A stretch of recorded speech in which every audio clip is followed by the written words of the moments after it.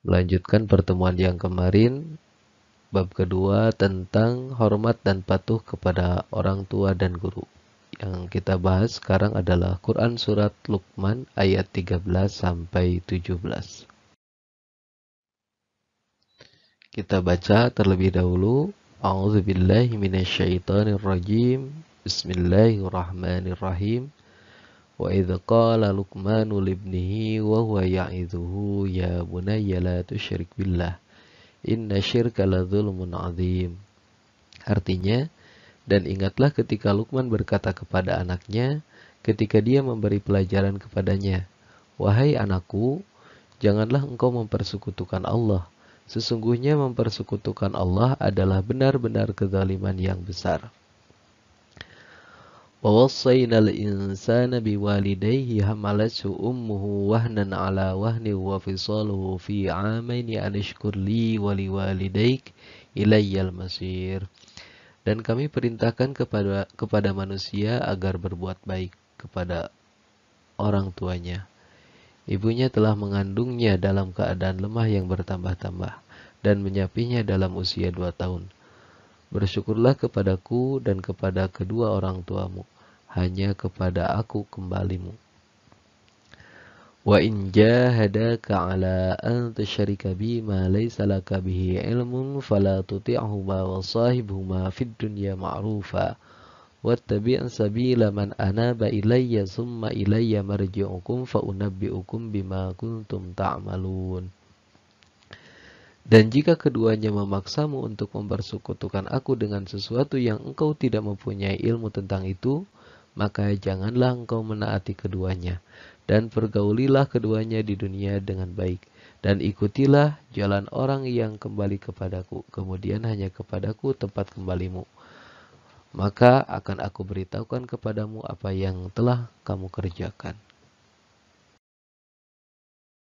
Ya bunayya innaha in taku mithqala habbatin min khardalin fatakun fi sakhratin aw fis samawati aw fil ardi ya'ti biha Allah.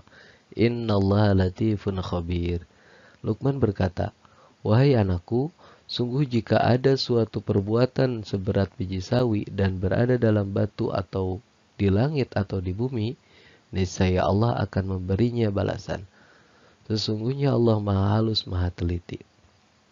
Ya bunayya, aqimis salata wa'mur bil ma'rufi wanha 'anil munkari wasbir 'ala ma asabak, inna dzalika min azmil umur.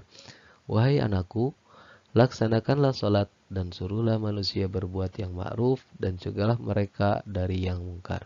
Dan bersabarlah terhadap apa yang menimpamu. Sesungguhnya yang demikian itu termasuk perkara yang penting. Marilah kita bahas satu ayat. Kita terjemahkan berkata terlebih dahulu. Wa iz, dan ketika qala berkata Luqman libnihi kepada anaknya, wa huwa ya'idhuhu, dan dia memberi pelajaran kepadanya, ya bunayya, wahai anakku, la tusyrik, janganlah kamu mempersekutukan billahi beserta Allah. Inna syirka, sesungguhnya mempersekutukan itu, la zulmun adzim, benar-benar kezaliman yang besar. Di sini ada kata id, peringatan, makanya di sini ditafsirkan uzkur, dan ingatlah. Dan ingatlah ketika Luqman berkata kepada anaknya, wa huwa ya'idhuhu, dan dia memberi pelajaran kepadanya, yakni memberikan nasihat. Mau'idhah itu yang dari hati ke hati, yang sifatnya dari hati ke hati. Kemudian selanjutnya ya bunayya, ini ada panggilan ya bunayya. Bunay itu adalah merupakan tasgir dari kata ibnun. Tasgirnya yaitu bunay. Ada ya ini adalah harap nida. Ya bunayya, wahai anakku. Tasgir ini merupakan panggilan kasih sayang. Merupakan panggilan kasih sayang. Kalau di sini kasih sayang dari ayah, seorang ayah, yakni Luqmanul Hakim, kepada anaknya. Dia memberikan nasihat, la tusyrik billah. Janganlah mempersekutukan dengan Allah. Mempersekutukan itu adalah menduakan Allah dengan yang lain. Artinya, di samping dia mempercayai atau beribadah kepada Allah, dia juga percaya kepada selain Allah. Dia juga beribadah kepada selain Allah. Itu yang namanya syirik. Orang yang menyekutukannya disebut musyrik. Perbuatannya adalah syirik. Kenapa demikian? Inna syirka la dzulmun adzim. Karena sesungguhnya syirik itu mempersekutukan Allah. Itu adalah la dzulmun adzim. Kezaliman yang besar. Karena kita diciptakan oleh Allah, kita berasal dari Allah, maka sepantasnya kita berterima kasih hanya kepada Allah. Kita beribadah, kita mengabdi hanya kepada Allah. Karena yang menjadi sebab adanya kita dan alam semesta itu adalah Allah. Nah, ketika dia mempersekutukan, menyandingkan yang lain dengan Allah, berarti mengakui selain Allah, ada selain Allah yang sebanding dengannya. Jadi dalam ayat ini ada nasihat Luqman kepada anaknya. Yang pertama, jangan menyekutukan Allah Subhanahu wa taala.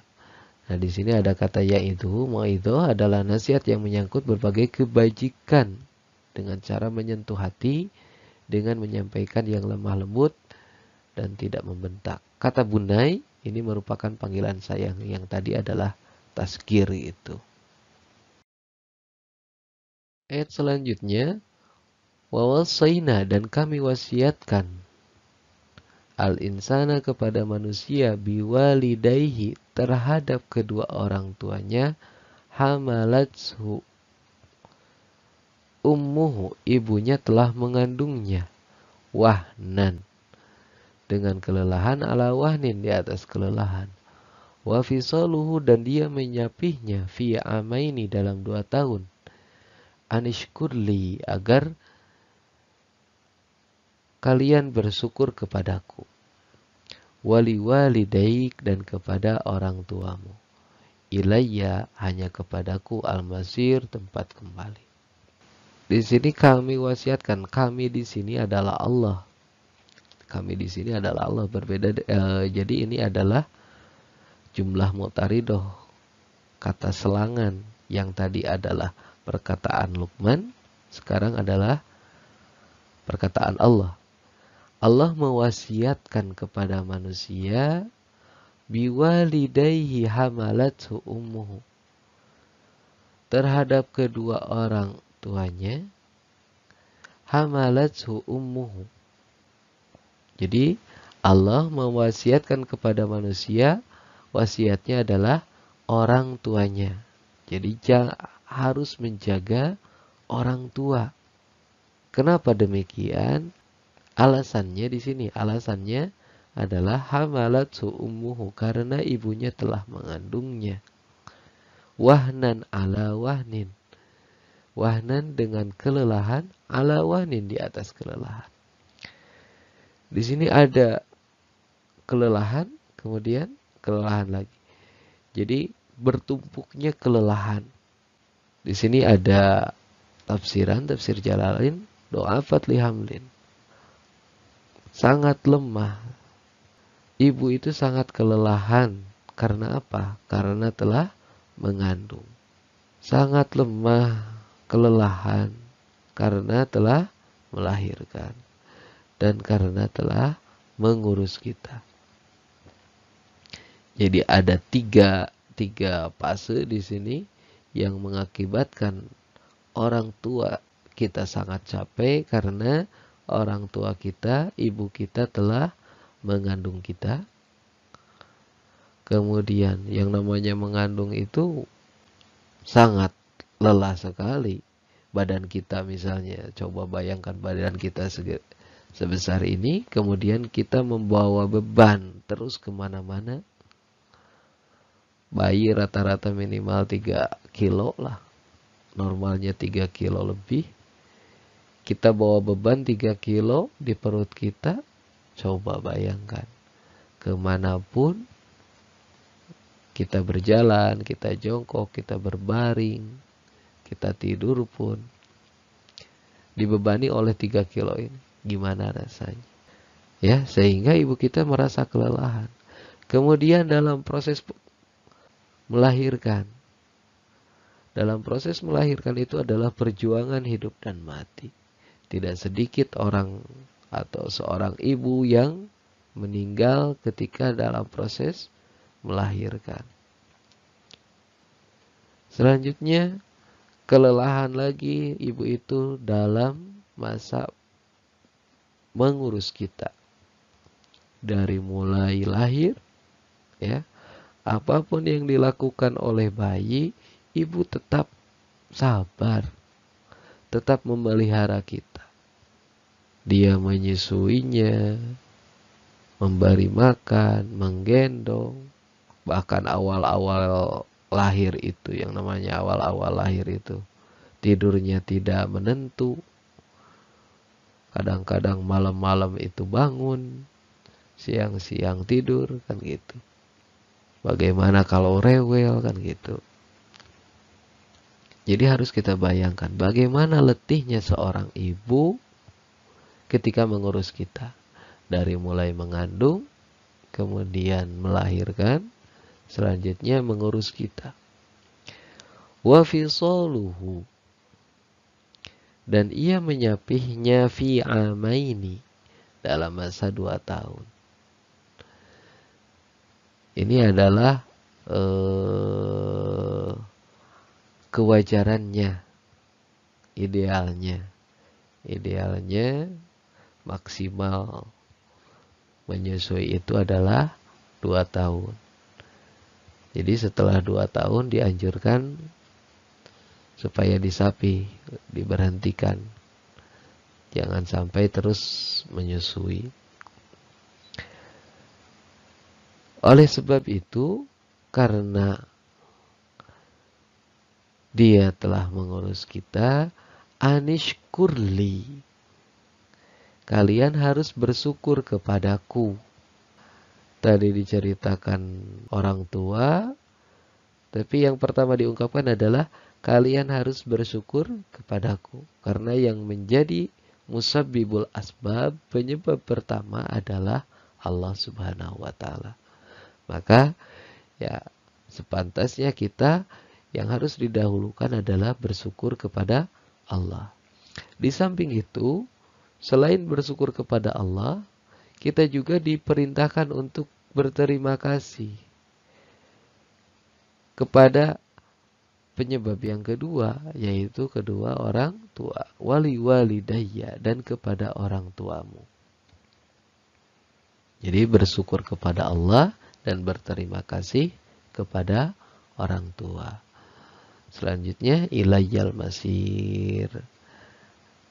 Dan ingatlah, hanya kepadaku kalian kembali. Berarti, kalau kembali kepada Allah, harus ingat ada konsekuensinya. Ada konsekuensinya. Kalau dikembalikan kepada Allah, kembali kepada Allah berarti ada yang sebelum-sebelumnya ada konsekuensinya. Nah, di sini bersyukur kepada Allah dan kepada orang tua. Allah sebagai musabbibul asbab, orang tua sebagai penyebab yang kedua. Kemudian Allah menyuruh kita berterima kasih kepada orang tua karena telah mengandung kita, melahirkan kita, dan mengurus kita dengan penuh kasih sayang. Selanjutnya, wa in jahadaka, dan jika keduanya memaksamu, ala antusyarika,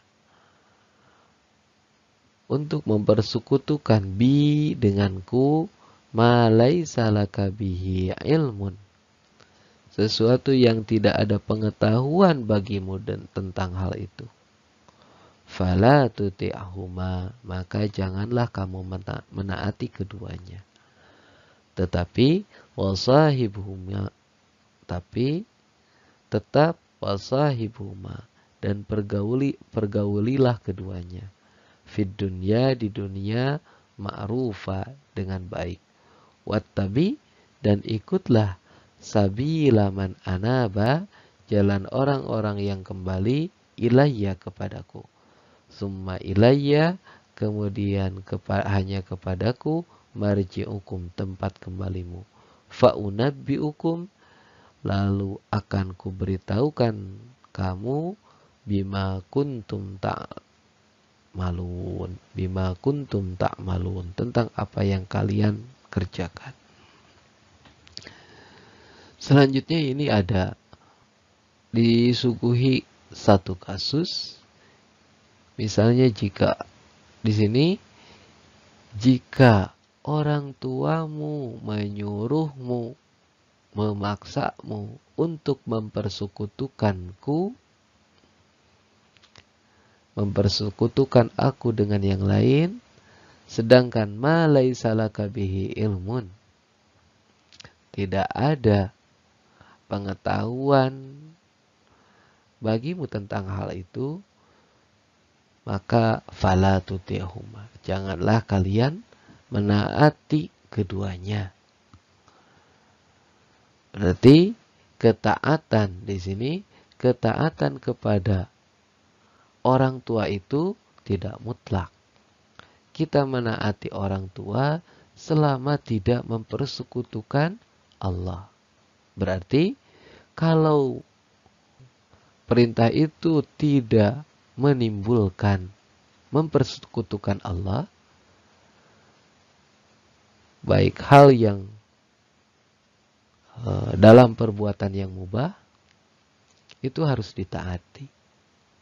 Apalagi kalau perbuatan yang dianjurkan dalam syariat. Hal yang boleh harus ditaati. Hal yang mubah harus ditaati. Ini yang jadi rambu-rambu itu kalau sampai menyuruh untuk mempersekutukan. Terus, walaupun demikian orang tua kita menyuruh hal yang musyrik atau melakukan perbuatan-perbuatan yang melanggar syariat, tetap di sini ada rambu-rambunya. Wasahibhuma fid dunya ma'rufa. Kita dianjurkan mempergauli orang tua kita di dunia dengan baik. Ma'ruf. Ini ya istilahnya ma'ruf. Ma'ruf itu sesuatu yang baik yang dikenali oleh akal dan oleh kebanyakan manusia. Atau ada yang mendefinisikan mastahsanahul urfu walam yunkiruhu syar'u. Sesuatu yang dianggap baik oleh adat istiadat dan tidak bertentangan dengan syariat. Jadi dengan cara-cara yang baik. Terus, wattabi sabila man anaba ilayya. Tapi ikutilah jalan orang yang kembali kepadaku. Man anaba ilayya. yakni orang-orang yang berada di jalan menuju Allah. Di sini man anaba, orang yang kembali, roja'a, tafsirannya roja'a, ilayya, kepadaku dengan bitta'ah, dengan melakukan ketaatan. Jadi yang harus diikuti itu adalah orang-orang yang melakukan ketaatan. Summa ilayya marji'ukum, kemudian kepadaku, hanya kepadaku tempat kembalimu. Kalau kembali kepada Allah berarti ada konsekuensinya. Fa'unabbi'ukum bima kuntum ta'malun, dan aku beritahu kepadamu tentang apa yang kalian kerjakan. Ini bukan hanya diberitahukan apa yang dikerjakan kita, tapi ada konsekuensi dari apa yang telah kita kerjakan. Jika itu perbuatan baik, maka akan dapat balasan surga. Apabila melakukan pekerjaan yang tidak baik, berarti balasannya adalah neraka. Ini ada catatan larangan taat kepada orang tua dalam mendurhakai Allah Subhanahu wa taala, dan nasihat Luqman kepada anaknya tentang menolak segala bentuk kemusyrikan dimanapun berada, namun tetap berlaku santun kepada orang tuanya.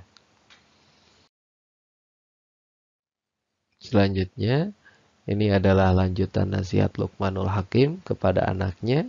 Ya bunayya, wahai keturunanku, wahai anakku, innaha sesungguhnya hal itu, intaku, jika hal itu, ini bukan kamu ya, ini dicoret saja, mithqala habbatin,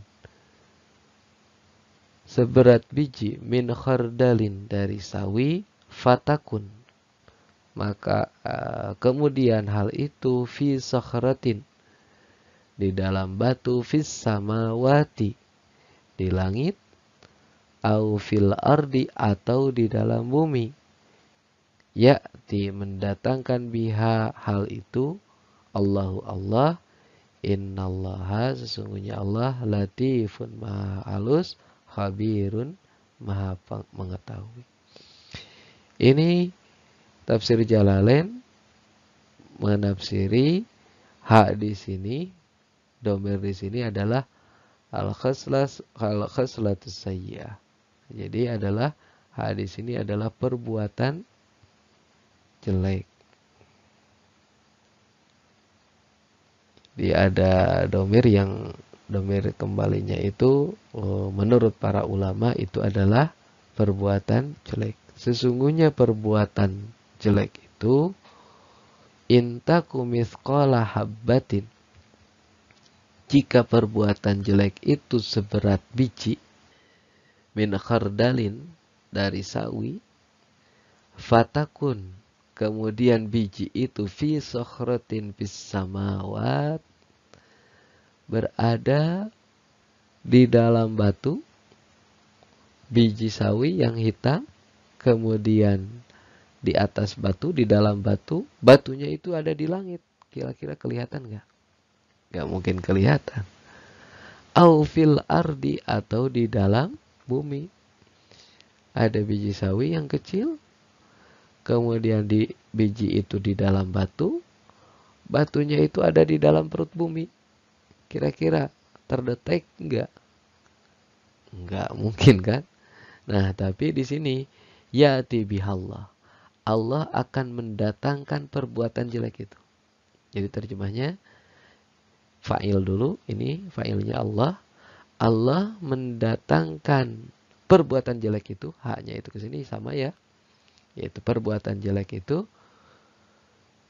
untuk apa? Untuk diberi balasan maksudnya. Jadi ada konsekuensi dari perbuatan jelek itu, walaupun sekecil apapun. Ini diumpamakan perbuatan jelek itu sekecil mithqala habbatin min khardalin. Ya. Seberat biji sawi yang kecil. Kemudian ada di dalam batu, kemudian batunya ada di langit atau di perut bumi. Allah akan mendatangkan. Berarti akan ada konsekuensinya. Kenapa? Innallaha latifun. Karena sesungguhnya Allah itu maha halus. Jadi mengetahui hal-hal yang halus, termasuk hal-hal yang gaib, hal-hal yang tidak mungkin, yang sulit bagi kita untuk diketahui. Karena Allah itu maha halus. Khabirun, maha mengetahui. Itu.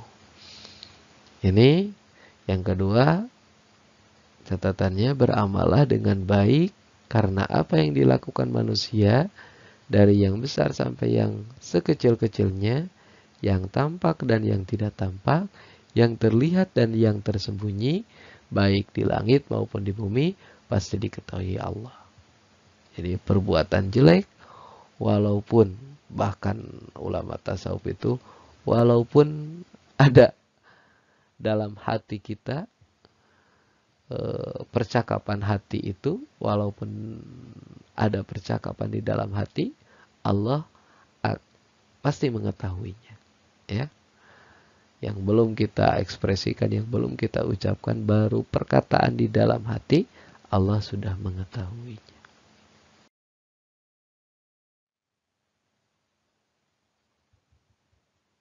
Selanjutnya, ya bunayya, wahai anakku, aqimis salat, dirikanlah salat, wa'mur bil ma'ruf, dan suruhlah kepada kebaikan, wanha 'anil munkar, dan cegahlah dari perbuatan munkar, wasbir, dan bersabarlah, ala ma asabak, atas apa yang menimpamu, inna dzalika, sesungguhnya yang demikian itu, min azmil umur, sesuatu perkara yang penting. Selanjutnya, Luqmanul Hakim memberikan nasihat kepada anaknya untuk aqimis shalah, mendirikan salat. Di sini kata akim, aqama yuqim, mendirikan, bukan melaksanakan tapi mendirikan. Kalau mendirikan berarti harus menjaga segala rukun, syarat sah, syarat wajib dengan sebenar-benarnya. Sehingga menggunakan aqimis shalah, mendirikan salat, bukan melaksanakan salat. Berarti salatnya harus benar-benar. Nasihat selanjutnya, wa'mur bil ma'ruf wanha 'anil munkar. Perintah untuk menyuruh kepada ma'ruf dan mencegah dari yang mungkar. Amar ma'ruf, nahyi mungkar. Di sini ada istilah ma'ruf. Ma'ruf itu adalah mastahsanahul urfu walam yunkirhu syar'u, sesuatu yang dianggap baik oleh adat istiadat atau yang dikenal oleh manusia, sesuatu yang baik yang dikenal oleh manusia, tapi walam yunkirhu syar'u, tidak bertentangan dengan syariat. Itu yang namanya ma'ruf. Kemudian perintah selanjutnya, wanha 'anil munkar, mencegah dari kemungkaran. Mungkar itu artinya sesuatu yang tidak dikenal oleh manusia, sesuatu yang asing. Sesuatu yang asing yang dianggap jelek oleh manusia, oleh akal, termasuk syariat. Termasuk selanjutnya, perintah selanjutnya adalah wasbir ala ma asabak, dan bersabarlah atas apa yang menimpamu. Disebabkan oleh amar ma'ruf nahyi mungkar, karena amar ma'ruf nahi mungkar itu adalah sesuatu yang butuh kesabaran. Pasti ada tantangannya, ada cobaannya.